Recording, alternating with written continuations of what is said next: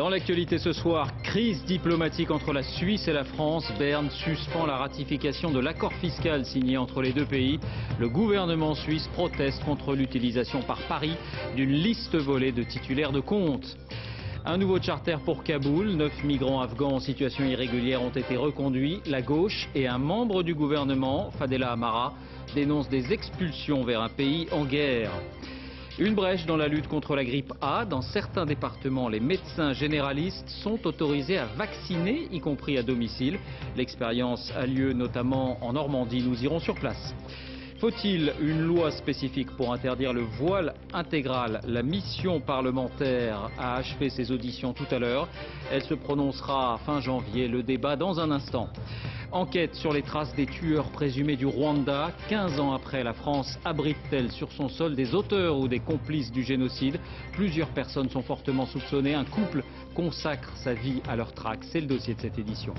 Enfin, ce n'est pas vraiment une surprise. Johnny Hallyday annule la fin de sa tournée prévue en janvier et en février. 160 000 billets seront remboursés. Bonsoir et bienvenue à tous. Et avant de développer ces titres, attention à la neige. Elle va arriver sans doute en quantité dans la nuit et toute la journée de demain. Image ici des environs de Dijon où les premiers flocons sont tombés aujourd'hui avec déjà quelques soucis sur les routes. Un tiers de la France sera concerné. Météo France lance une alerte orange sur une trentaine de départements, du Nord-Pas-de-Calais à la Bourgogne, en passant par Paris et sa région. Il y a des risques de verglas et on annonce dès ce soir de grosses perturbations demain dans le ciel, mais pas seulement. Bonsoir Claude Samper, vous êtes en direct à Orly. Il faut s'attendre à des annulations.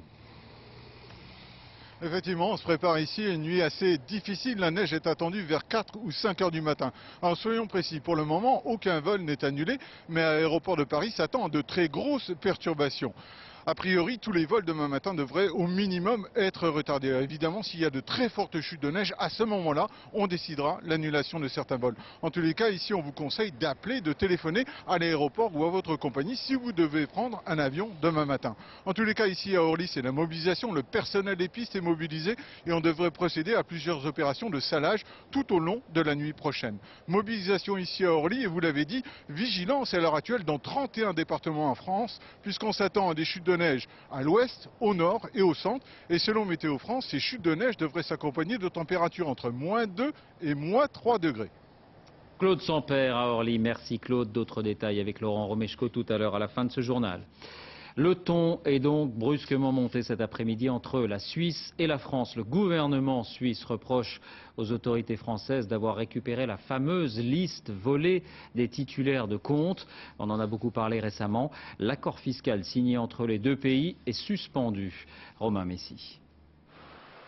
Une grande banque privée, une liste de comptes et une affaire qui devient politique. La Suisse annonce aujourd'hui qu'elle suspend son accord fiscal avec la France. En clair, elle n'échangera plus d'informations bancaires.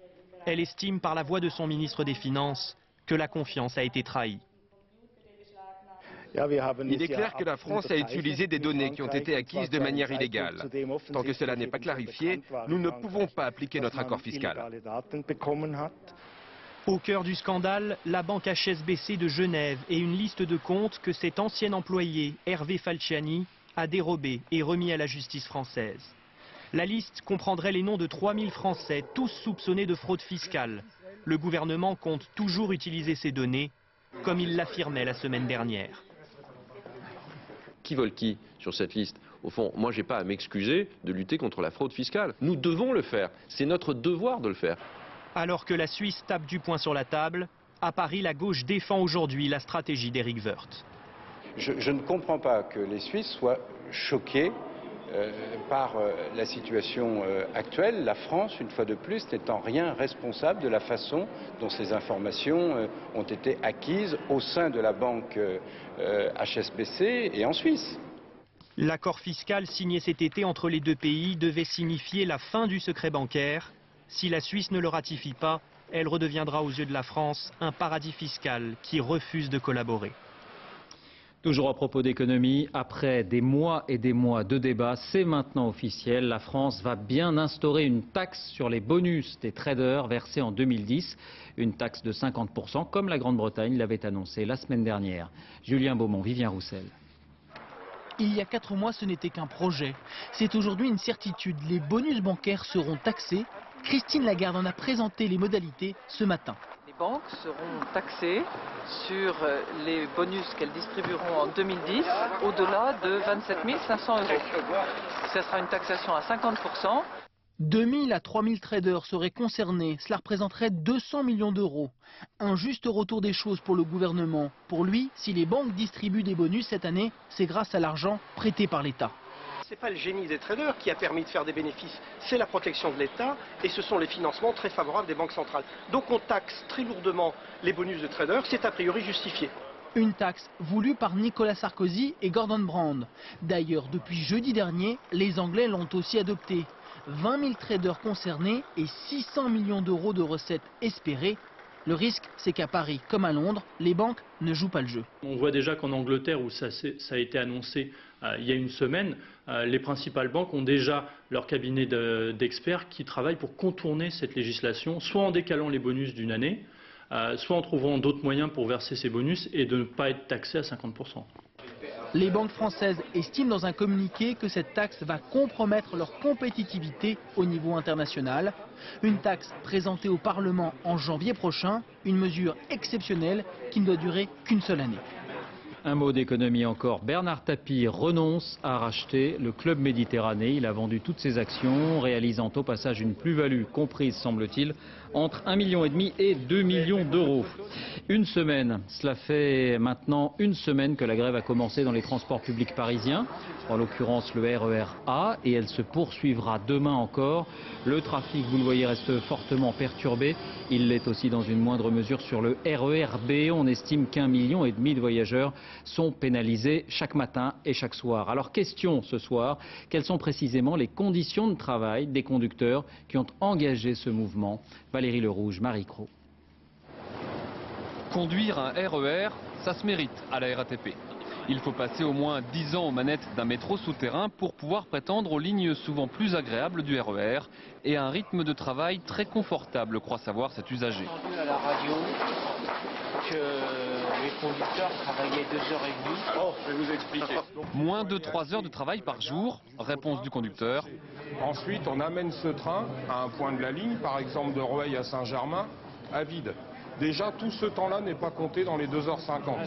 2h50 par jour, en fait, c'est le temps de conduite effective avec des clients à bord. Si l'on ajoute les manœuvres, les mises au garage et les pauses, 6h30 au total. Départ à la retraite maintenu à 50 ans pour la plupart des conducteurs, 55 ans pour ceux arrivés après 2008. Depuis une semaine, les grévistes réclament une amélioration de leur salaire. Aujourd'hui, ils gagnent 2 200 € bruts à l'embauche, 2 700 en fin de carrière, plus une prime mensuelle de 630 € qu'ils voudraient voir passer à 750, car les conditions de travail se dégradent selon les syndicats. Aujourd'hui, le constat, c'est que nous transportons chaque jour ouvrable plus de 1 million, voire même 1 300 000 voyageurs. Notre ligne est complètement saturée avec des installations qui sont quasiment à bout de souffle.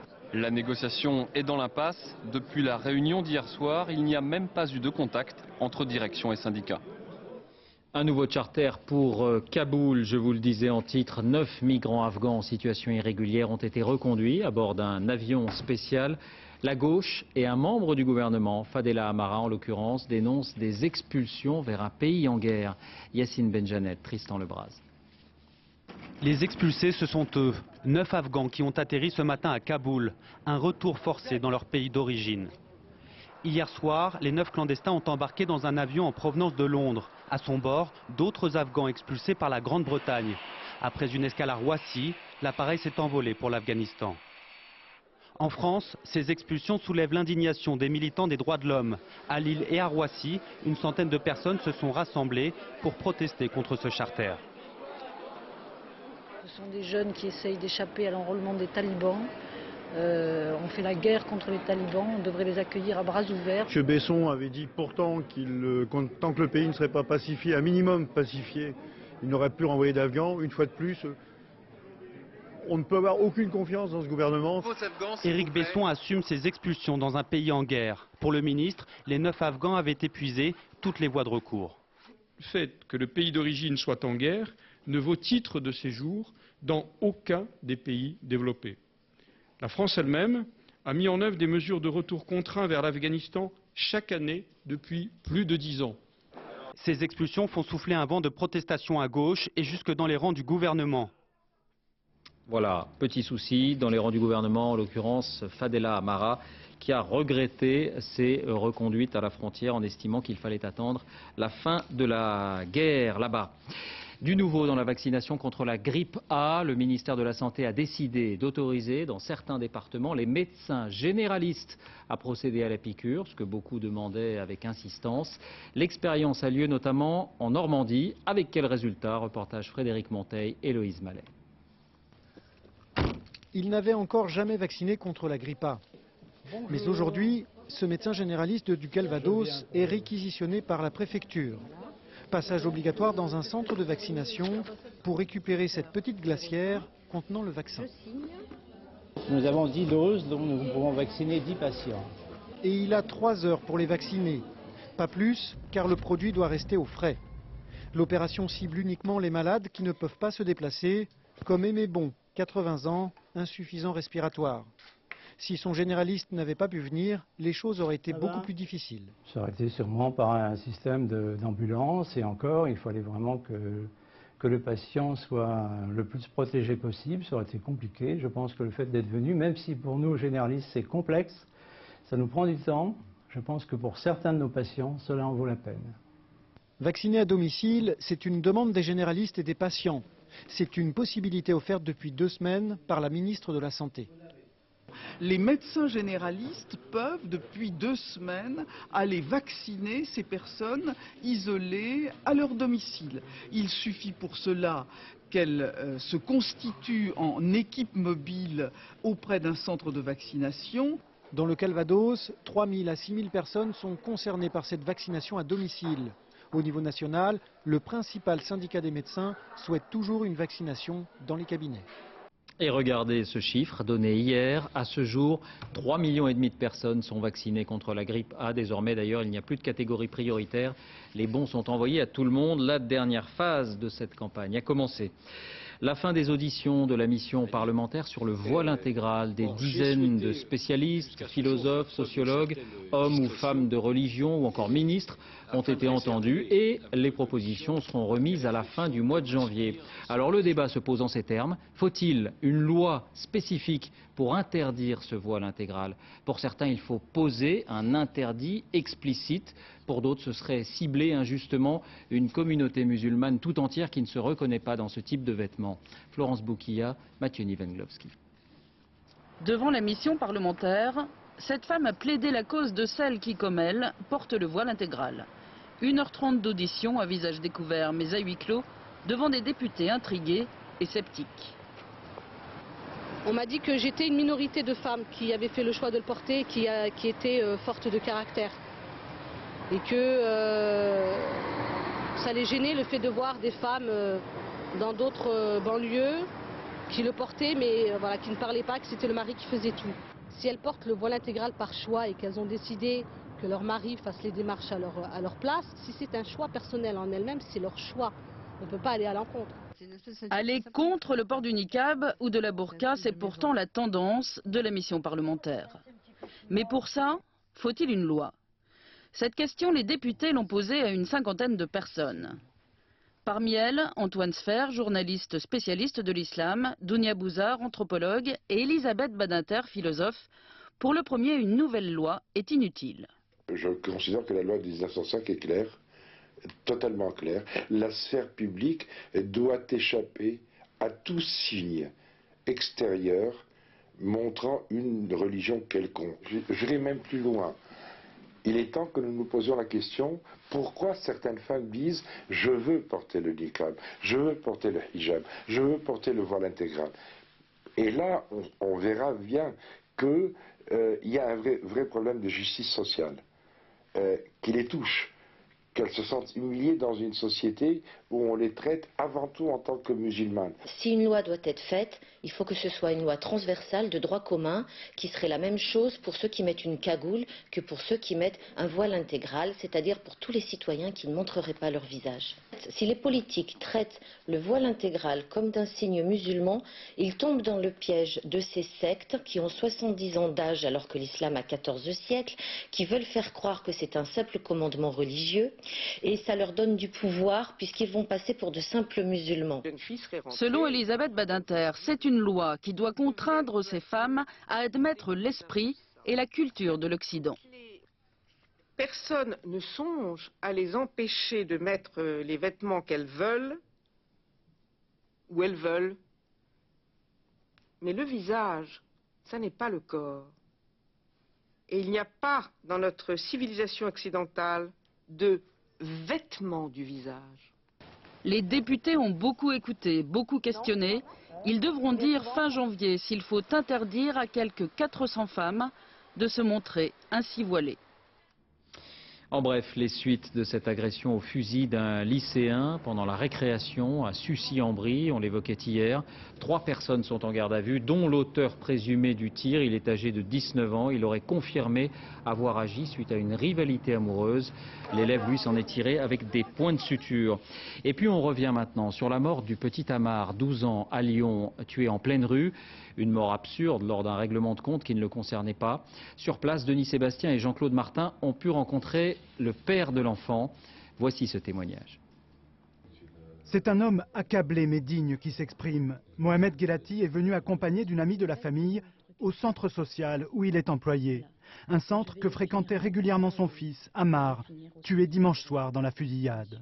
Amar, c'est un chouchou du quartier, de l'école, de l'internat. Tout le monde y pleure derrière lui. C'est un bébé de 12 ans et demi.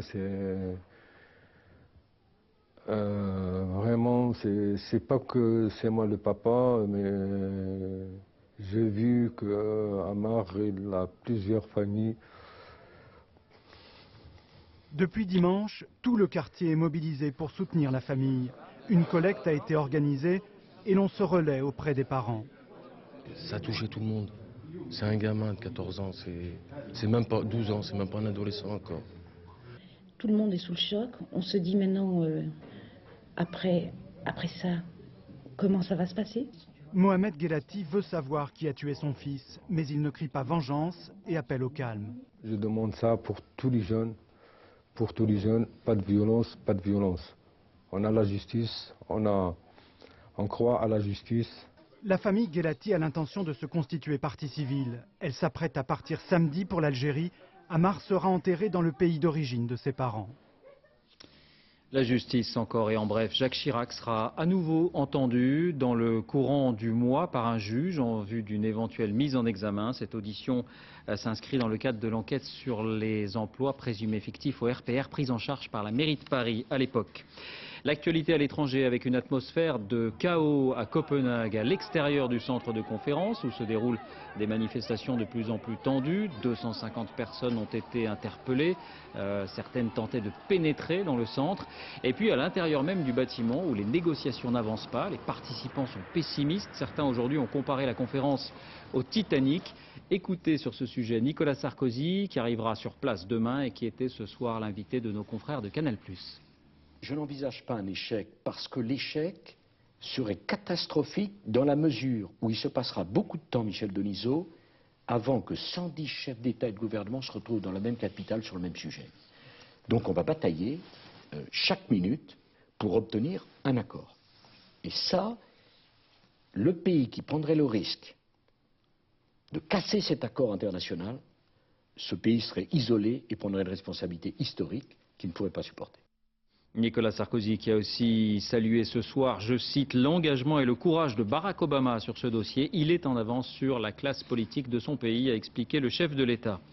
On en vient au dossier de cette édition. Il remue une histoire déjà lointaine mais que personne n'a oublié, le génocide au Rwanda contre l'ethnie Tutsi. Eh bien aujourd'hui, 15 ans après, des auteurs ou des complices présumés de ces crimes contre l'humanité vivraient en France en toute impunité. Ils seraient entre 15 et 20. Un couple consacre sa vie à leur traque, un peu comme les chasseurs de nazis après la Seconde Guerre mondiale. Attention, si des enfants sont à vos côtés, certaines images peuvent choquer. Enquête signée Lionel Feuerstein et Thierry Breton. Ils ont été massacrés à coups de machette, de couteau et à l'arme automatique. simplement parce qu'ils étaient Tutsis.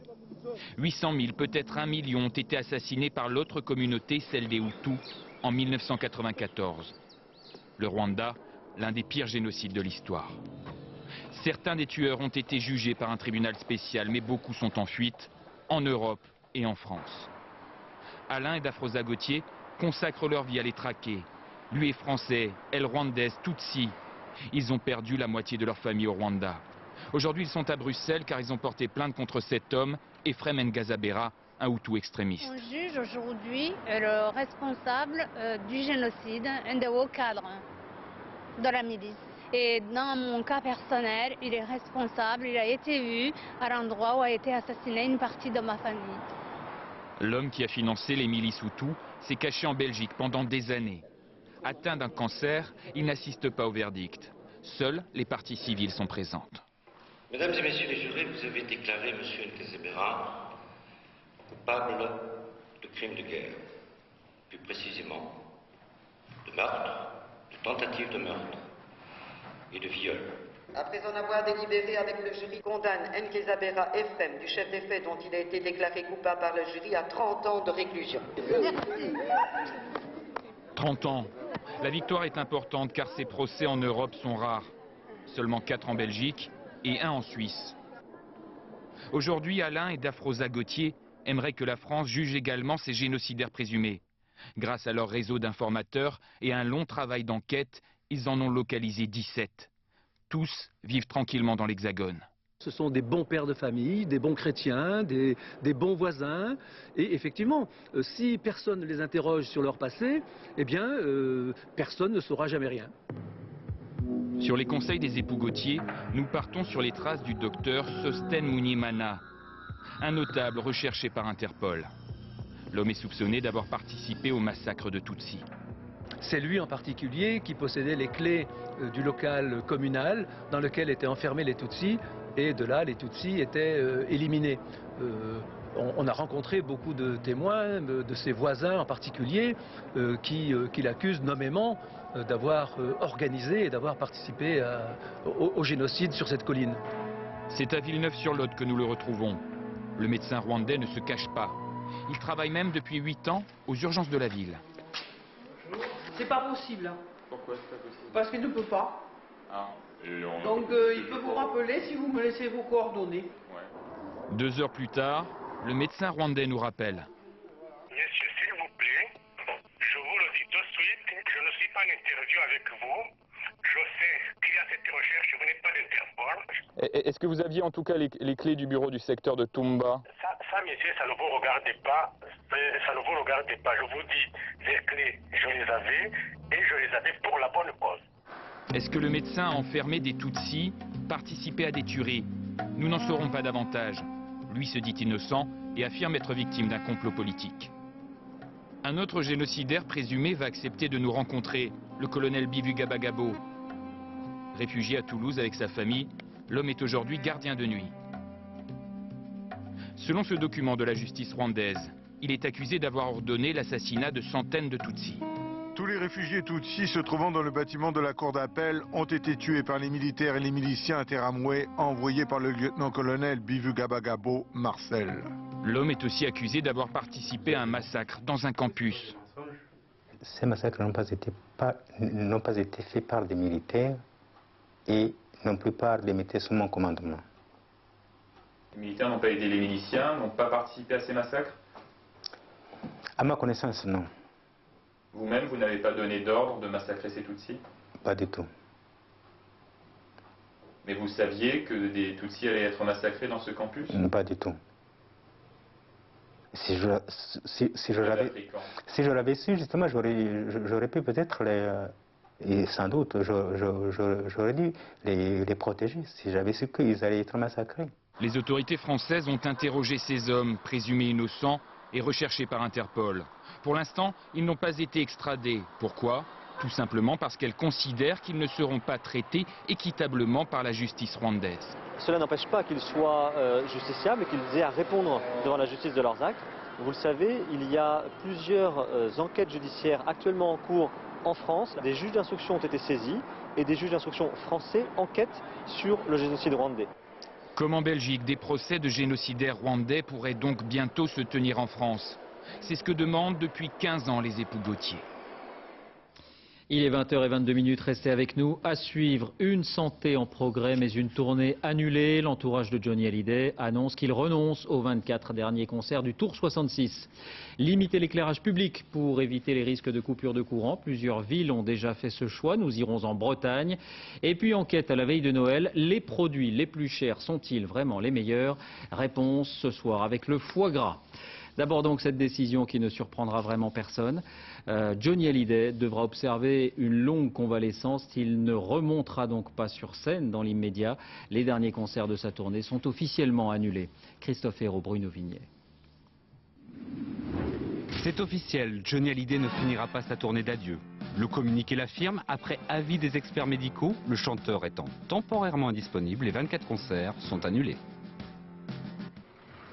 Fan et un peu sosie de Johnny, Philippe Claveau, lillois et coiffeur, a pris la nouvelle avec philosophie.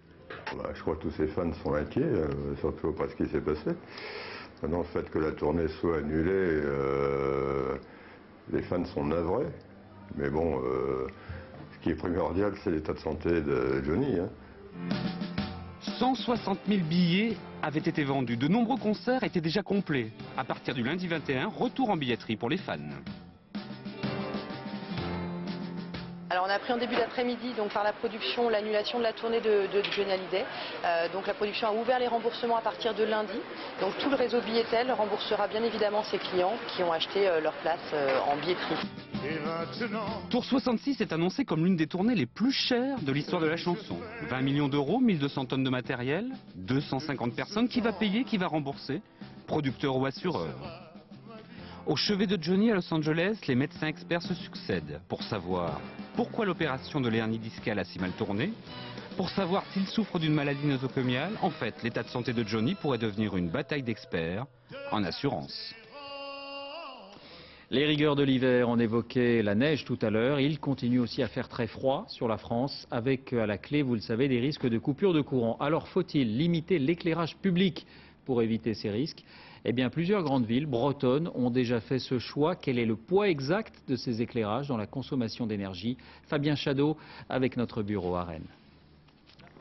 Une des rues principales de Rennes, à quelques jours des fêtes, l'éclairage public fonctionne, mais les illuminations de Noël sont éteintes. Pour économiser l'électricité, la municipalité a décidé de brancher les guirlandes et d'éclairer les bâtiments publics à partir de 20h15, après le pic de consommation de 19h.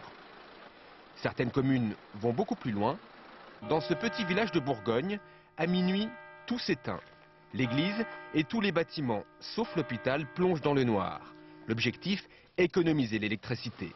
C'est à la lampe torche que le maire défend sa décision d'économie drastique. Beaucoup d'élus ont envie, mais ont peur des conséquences, en particulier des conséquences vis-à-vis de la population qui risquent de leur reprocher, par exemple, de retourner dans des temps anciens.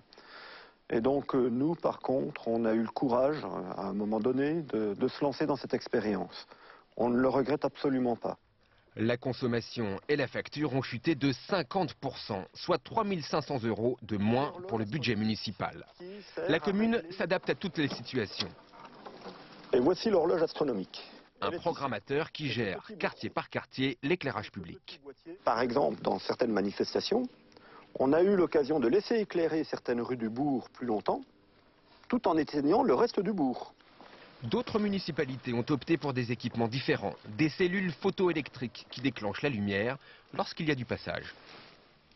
Un peu de gastronomie maintenant à l'approche de Noël, avec une question que tout le monde se pose. Faut-il vraiment payer cher, le plus cher, pour manger les meilleurs produits? Voici un petit test concernant le foie gras. Les résultats avec Caroline Thébault et Vivien Roussel. Comme dans un match, il y a un arbitre. Le chef Yves Candeborde, originaire du Sud-Ouest. Les concurrents, 4 foie gras entiers de canard cuits au torchon. Même produit, mais 4 marques différentes cachées à notre chef. Que le meilleur gagne. Numéro 1. C'est un peu pâteux. Ça manque de passion. Ouais, ça manque de personnalité, un peu d'agressivité, un peu de relevé de puissance. Le chef l'ignore, mais avoue, on peut le dire. C'est un foie gras discount. Il est vendu chez ED 39 € le kilo. Au tour du numéro 2 de passer sur le grill. C'est une marque de supermarché, environ 63 € le kilo. Il y a un assaisonnement qui est assez neutre aussi quand même. Un goût encore décevant. Pour l'instant, ce n'est pas très convaincant. Alors le troisième, il donne un aspect plus artisanal. Les deux premiers, visuellement comme ça, font beaucoup plus industriel. Tandis que là, on a l'impression que c'est peut-être qu'il y a un artisan derrière. Et pour cause, le troisième vient d'un groupement de producteurs du Lot. 85 € le kilo en supermarché. Bon, même si à mon goût encore il manque du sel et du poivre, mais par contre on a une belle finesse. Place au quatrième, le plus cher, une grande marque à 119 € le kilo. À l'odorat, c'est celui-là qui est le plus agréable. Et puis c'est la déception. C'est que ça manque de punch, ouais. C'est très court en bouche, ça s'arrête. Ouais. Je dis, on ferait les yeux fermés, c'est bête à dire, mais peut-être que les yeux fermés, je dis un peu de pâté de foie, quoi. Ouais. Au lieu de foie gras. Au lieu de foie gras, quoi. Fin du match, score final. Là, c'est terrible, hein. Oh là là là là. Je vais mettre un 10 sur 20. Seulement un 10 sur 20 pour le foie gras numéro 4. J'espère que j'ai pas été trop dur. C'était pourtant le plus cher. Ce sera 7 sur 20 pour les deux premiers, la marque Discount et celle de supermarché, jugée trop fade. Enfin le grand gagnant, le numéro 3, celui des producteurs du Lot. Allez, pour finir chef, quel conseil pour bien choisir? Il faut prendre le label rouge. Sur le foie gras, c'est vraiment une référence d'un foie fermier de qualité. Quel que soit celui que vous choisirez, il aura, c'est certain, un bon goût de fête de fin d'année. Voilà, bon appétit et vive le Lot. Avant de refermer ce journal, je vous en rappelle l'un des principaux titres. La neige arrive, elle va tomber à gros flocons dans la nuit et toute la journée de demain. Météo France lance une alerte orange sur une trentaine de départements, du Nord-Pas-de-Calais à la Bourgogne en passant par Paris. Et déjà, on annonce des perturbations notamment dans les aéroports. Soyez prudents et renseignez-vous avant de voyager. Fin de cette édition, merci à tous. La météo, Laurent Romeshko qui nous promet donc l'arrivée de la poudreuse. 20h35, 12 France avec Malik Zidi et Elodie Bouchez. 22h10, Frédéric Lopez sème la panique dans l'oreillette. Minuit 30, Philippe Lefebvre au Liban pour des mots de minuit. À demain.